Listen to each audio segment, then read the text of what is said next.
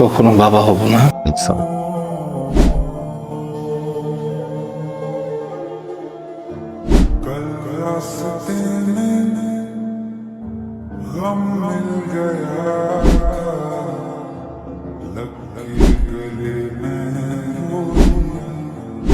এই মারতাছস কে? কি করছি আমি? মোতালেবের 20 নম্বর বাড়ি। একটা মায়ের নাম রাখছিলি না টার্গেট, যারা রেপ করছিলি।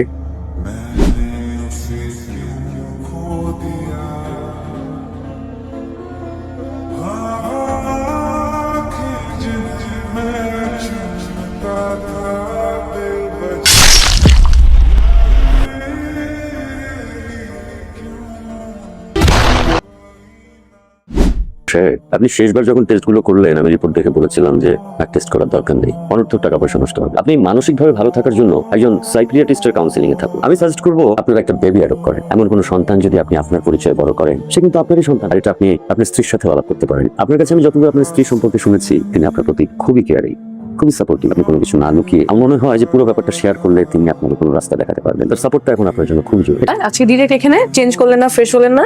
কি হয়েছে প্রিয়, মন খারাপ? একটা কথা বলতে চাই। বলো। আমি কখনো বাবা হব না। আমি তোমার ওয়াইফ, আমি জানি তুমি পারফেক্ট, কোনো সমস্যা নেই তোমার মধ্যে। ডক্টর বলছে কখনো বাবা হব না। তোমাকে কোন ডাক্তার কি বলছে? তুমি একটা ডাক্তার দেখাইছো, আমরা আরেকটা ডাক্তার কাছে যাবো। চল আমরা আজকে ডাক্তার কাছে যাই। টেস্ট করাইছে, রিপোর্ট আসছে আমি বাবা হব না। আবার টেস্ট করাইছে, প্রত্যেকবার একই রেজাল্ট আসছে। ডক্টর বলছে তুমি একদম ঠিক আছো, সব কমতি আমার, বাবা হওয়ার যোগ্যতাই আমার নাই। তুমি চাইলে নতুন করে নিজের জীবন গোছানো, নতুন করে সংসার শুরু করো, লাগলে আমি ডিভোর্স প্রিপারেশন করে দিব। আমার পক্ষে এই সংসারটা করা সম্ভব না। তুমি আসলে বুঝবা, পৃথিবীর প্রত্যেকটা মেয়ে একবার হলে জীবনে মা হতে চায়। আমাকে মাফ করে দিও। বল, কই যেতেছো তুমি? হ্যাঁ, আমি চলে যাচ্ছি। কই যাচ্ছ? ব্যাগ দাও। আমি চলে যাচ্ছি। ছাড়ো। কোথায় যাবা? বাবা আমার কাছে চলে যাচ্ছে। আব্বু বলছে যেতেছো মানে, তুমি বাসে চলো। তুমি তো বলছো আমাকে চলে যেতে। বল, আই এম সরি, আমি এটা অন্য কারণে বলছিলাম। আই এম দেখো, সরি। আমি অনেক চিন্তা করছি, আমি কখনো মা হতে পারবো না। আমি সবসময় চেয়েছিলাম আমি মা হতে, কিন্তু সেটা সম্ভব না। যেটা সম্ভব, তুমি মা হবা তো? সম্ভব না, তুমি তো বললা। আরে আমি বলছি এটা তো ওই ডক্টর বলছে, আমি অন্য ডক্টর দেখাবো। তুমি চলো আমার সাথে। রাস্তাঘাটে সিনক্রেট করো। প্লিজ প্লিজ, আমার ভালো লাগছে, তুমি বাসে চলো। রাস্তাঘাটে আমি সিনক্রেট, বলতেছি। রাস্তাঘাটে সিনক্রেট বলতেছি। কি স্যার, কি জানি বলবেন আমাকে, বলেন। বলেন কি হয়েছে? কিছু হয়েছে? কিছু না। ক্ষুধা লাগছে না অনেক? হ্যাঁ। কি জানি বলবো আমাকে, বলো কি জানি একটা বলবা। কি না, কিছু না। কি হয়েছে? কি হয়েছে সত্যি? তাহলে খাও। কি খাবো? নাস্তা? ও হ্যাঁ, নাস্তা। একটু পরে করা যাবে, তুমি আগে খেয়ে নাও। হ্যাঁ, হ্যাঁ খাওয়া দিবা? হ্যাঁ, আগে বললেই হতো। কেমন হয়েছে? খুব মজা। Love you. কতক্ষণ লাগবে তোমার? জলদি করো, আমরা কিন্তু সিনেমা মিস করবো। বল, কতবার বলছি তোমাকে এরকম যখনই হবে গেটটা লাগাবো না। গেট লাগা রাখছো কেন? নেই, দেখি বসো। কি হয়েছে? বমি হইতেছে। কখন থেকে হচ্ছে বমি? দুই দিন ধরে বমি হইতেছে। তোমাকে এখন বলতেছো? নেই, লাগবেন? জ্বরও তো নাই। উল্টো কিছু খাইছিল, ফুড পয়জন। কিছু না। ডক্টর কাছে চলো। মুভি? কালকে আমি তো অফিস আছে তোমার। অফিস ছুটি নিব, চলো। তবে ধার দাও। সবকিছু ঠিকঠাক আছে? মানে সিরিয়াস কিছু? হ্যাঁ, অবশ্যই সিরিয়াস কিছু। কি বলেন? তো ও কিন্তু অনেক হেলদি লাইফস্টাইলে থাকে, তাহলে কিভাবে? দেখুন, বেসিক কিছু বিষয় আছে যেগুলোকে আপনি ইগনোর করতে পারবেন না। সেগুলো তো স্বাভাবিক নিয়মে হবেই, তাই না? স্যার, গত 1 বছর ধরে তো যদি কোনো ইস্যু হয় আপনার কাছেই নিয়ে আসি, আপনি তো কখনো কোনো কিছু বলেননি। আচ্ছা, যে প্রবলেম সেটা মেডিসিন খেলে ঠিক হয়ে যাবে না? হ্যাঁ, মেডিসিন খেলে ঠিক হবে। প্রাইমারিলি এটা 1 বছর সময় লাগতে পারে, তবে গুছিয়ে উঠতে গেলে 4 থেকে 5 বছর সময় লেগেই যাবে। মানে বুঝি নেই স্যার, কি হয়েছে? কি হয়েছে মানে? আপনি বাবা হচ্ছেন, উনি মা হচ্ছে। স্যার আমি কি বাচ্চা চাও না? হ্যাঁ, কংগ্রেচুলেশনস। আমি কখনো বাবা হতে পারবো না, কখনোই না। এই সন্তানের পিতাকে ফুল আমাকে ঠকালো কেন? আমি কি জানতে চাইবো, কিন্তু কিভাবে বলবো ওকে যে ফুল তুমি আমাকে ঠকিয়েছো? আমার বিশ্বাস, আমার ভালোবাসা, আমার আবেগকে শুকনো ফুলের মতো ছুঁড়ে ফেলে দিয়েছো। পাপ করেছো ফুল, তুমি মহাপাপ। আমি তোমাকে জীবনও মাফ করবো না, কখনোই না। কি হয়েছে? তুমি খাচ্ছ না যে? কি হয়েছে? মন কি বেশি খারাপ? কে কিছু বলছে? অফিসে কিছু বলছে? তুমি আমাকে কতটুকু ভালোবাসো ফুল? অনেক। কিভাবে বুঝলাম না? একটা মানুষ একটা মানুষকে যখন ভালোবাসে, তখন ওই মানুষটাই স্মেল অনেক ভালো লাগে। ওই স্মেলটা যতক্ষণ আশেপাশে থাকে ততক্ষণ নিজেকে সেফ মনে হয়। আর যখন ওই মানুষটা থাকে না, স্মেলটাও থাকে না, তখন কিচ্ছু ভালো লাগে না। আর তুমি যতক্ষণ আমার সাথে থাকো, আমার সেই একটা ঘুম হয়। আর তুমি যখন থাকো না, ঘুমের ওষুধ খেলেও আমার ঘুম হয় না। তুমি আমাকে কতটুকু ভালোবাসো? অনেক। কিভাবে বুঝবে তুমি আমাকে অনেক ভালোবাসো? তুমি যখন আমাকে সত্যি বলো আমি বুঝি, তুমি যখন আমাকে মিথ্যা বলো আমি তখনও বুঝি। তো তোমাকে বুঝতে দেই না। হ্যাঁ, এখন তো টেনশন করা যাবে, মজা করতেছি। এখন নিজের যত্ন নিতে হবে, বাবুর যত্ন নিতে হবে। আমার বাচ্চা না, আমার বাচ্চাটা যখন পৃথিবীতে আসবে তখন আমি অনেক খেয়াল রাখবো, ওকে আমি অনেক ভালোবাসবো।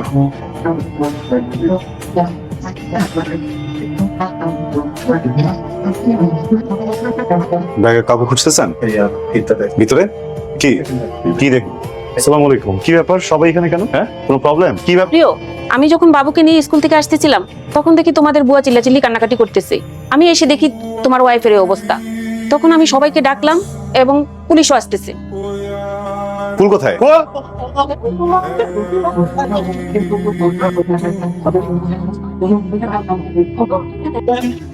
আজ থেকে 2 মাস আগে তুমি বাড়িতে গিয়েছিলা, মা অসুস্থ ছিল, আমি একাই বাসায় ছিলাম।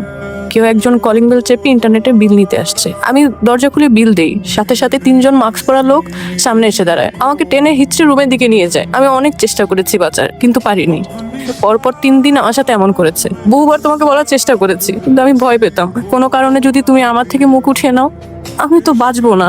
আমি তো তোমাকে অনেক ভালোবাসি। চাইলেই আমার প্রেগনেন্সির ব্যাপারটা লুকিয়ে যেতে পারতাম, অ্যাবর্শন করে ফেলতাম, কিন্তু আমি যে মা হতে চলেছি এটা তো তোমার সামনেই জানতে পারি। আমি পুরো ঘটনার ভিডিও করে ওরা আমাকে ব্ল্যাকমেল করতো, ভিডিও ছড়িয়ে দেবার ভয় দেখাতো। আমি কোনো সিদ্ধান্তই নিতে পারছিলাম না। অনেকবার ভেবেছি যে করেই হোক তোমাকে বলবো, কিন্তু কিভাবে বলবো সেটা বুঝতে পারছিলাম না। আজ সকালবেলায় যখন ঘর মুছতে গিয়ে তোমার রিপোর্টটা পেলাম, যেখানে লেখা আছে তুমি কখনো বাবা হবে না। তুমি তো সবই জানতে, তুমি তো এটাও জানতে যে বাচ্চাটা তোমার না। তুমি একটাবার আমার সাথে বাজে আচরণ করনি, কেন চড় দাওনি একটা আমাকে?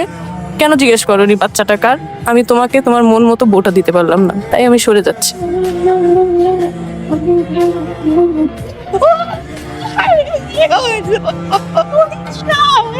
তোকে ভালো রাখতে পারবে না, সুখে রাখতে পারবে না। তুই তো আমার কথা শুনবি না রে মা। এখন এখন কি হইলো? এখন তো আমার কাছ থেকে কত দূরে চলে গেল। ফুলের বাবা, আমি তোমারে বলতেছি, তুমি এই ছেলের নামে মামলা করো।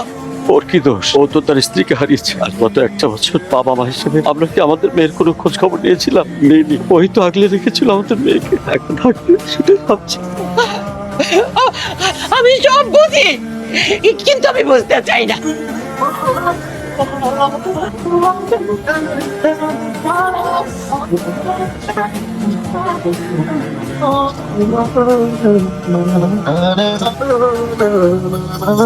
লিখছো এটা?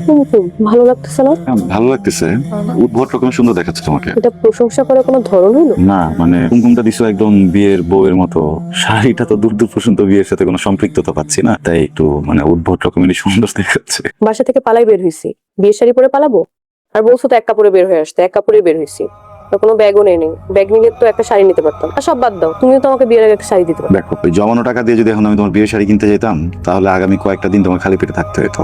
তাই আমার কাছে মনে হয়েছে তোমার শাড়ির সব পূরণ করার থেকে তোমার পেটের ক্ষুধার চাহিদাটা মেটানো বেশি জরুরি, বুঝলে? ঠিক আছে, সমস্যা নেই। সমস্যা নেই, স্যার কবুল। চলো তাহলে।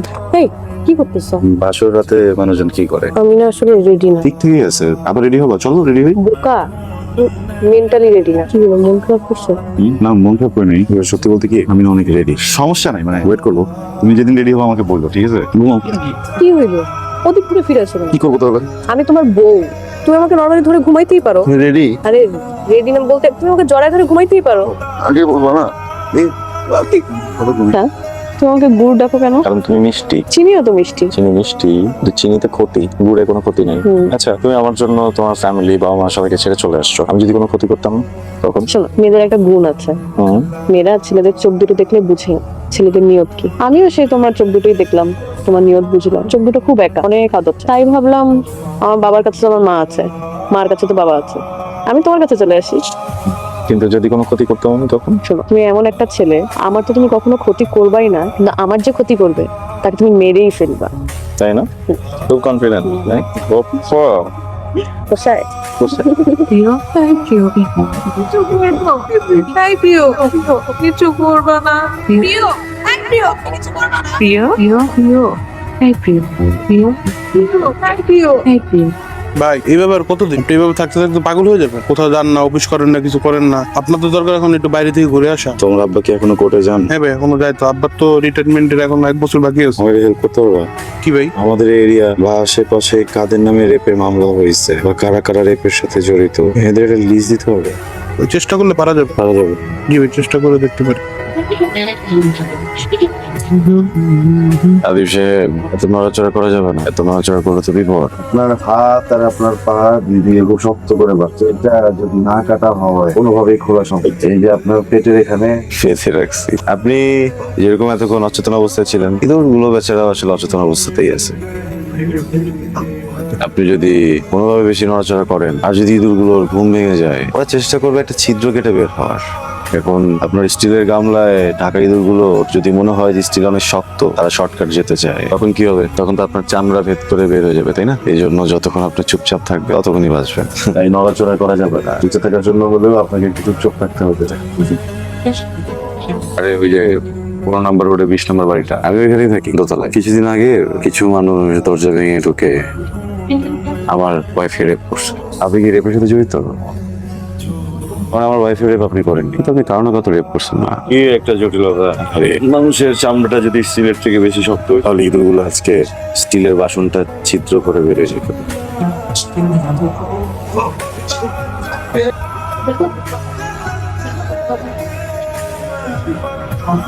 পৃথিবী খুব অদ্ভুত জায়গা, বুঝলেন? সবাই খেলতে পছন্দ করে, কেউ নিজে নিজে খেলে, কেউ আবার দল বাইদা খেলে, কেউ আবার মানুষের জীবন নিয়ে খেলে। একা খেলা খারাপ কিছু, দল নিয়ে খেলাও খারাপ, কিন্তু কারো জীবন নিয়ে খেলা শোনেন, এত টেনশন করার কিছু নাই। আমার ওয়াইফ খেলতেছে, আমার ওয়াইফ যতক্ষণ খেলবে ততক্ষণ পর্যন্ত আপনার নিঃশ্বাসও চলবে, কিন্তু ও যদি একবার খেলা থামায় দেয়, আরে ভালো কথা। মোতালেব সাহেবকে চেনেন?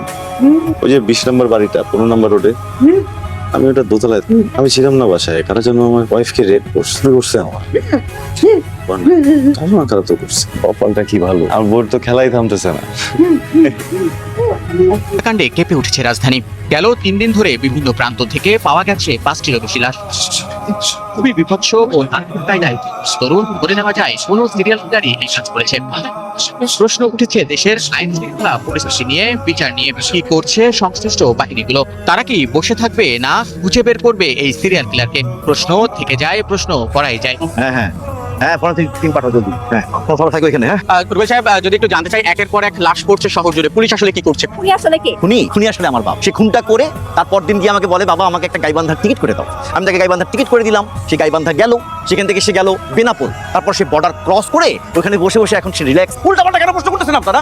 উল্টাপাল্টা না, কিন্তু আপনি তো এইভাবে এড়িয়ে যেতে পারেন না। একের পর এক খুন হচ্ছে রাজধানীতে, কিন্তু আমাদেরকে আমাদের কাজটা করতে দেন। সেটা কতদিন ইনশাআল্লাহ জানতে পারবো। কবে নাগাদ জানতে পারবো যে আসলে শুনছিলেন পুলিশের কথা?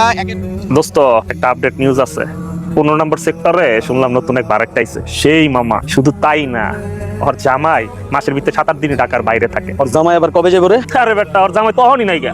গরমটা কোন রকম কাটায় উঠলো, তো শীত আর বর্ষাটা মামা কেমনে কাটায়? মাসের মধ্যে 7-8টা দিন কোলবালিশটা পার করে। খবর রাখছ কিছু? বাপ যে একটা পয়দা হইছে, র্যাপিড ধরে ধরে খুন করতেছে। যাই করস না করস খুব সাবধান, কেউ টার্গেটে পড়িস। টার্গেট থেকে মনে পড়লো, কাকা মোতালেবের 20 নম্বর ফ্ল্যাটটা আছে না, ওই জায়গায় সেই একটা পাখি থাকে। পাখির নামই রাখছিলাম টার্গেট। জাস্তি কাকা, জাস্তি মালদা কয়দিন আগে আত্মহত্যা করছে। যাবি ওই যে শেষবারের মতো আরেকবার দেখা করে যেতাম।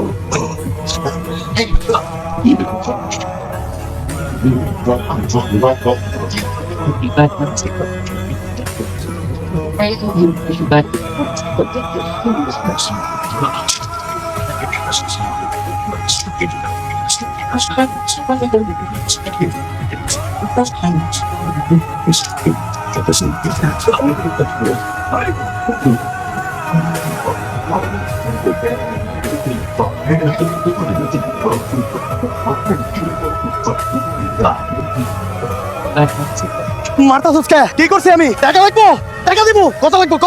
মোতালেবের 20 নম্বর বাড়ি, একটা মায়ের নাম রাখছিলি না টার্গেট, যারে রেপ করছিলি, ভিডিও করছিলি। আমি ওর হাজব্যান্ড। আমার বউকে খুঁজে পাওয়া যেতেছে, আমার বউ কই? আমার বউ কই? খবরদার খবরদার, একটা আচর্য না পড়ার গায়ে, একটা আচর্য তোর গায়ে পড়ে আমি কিন্তু গুলি উতবাদ হবো। এখন সময় আছে, সারেন্ডার কর। আমি কোর্টে বলবো, সাজা কম হবে।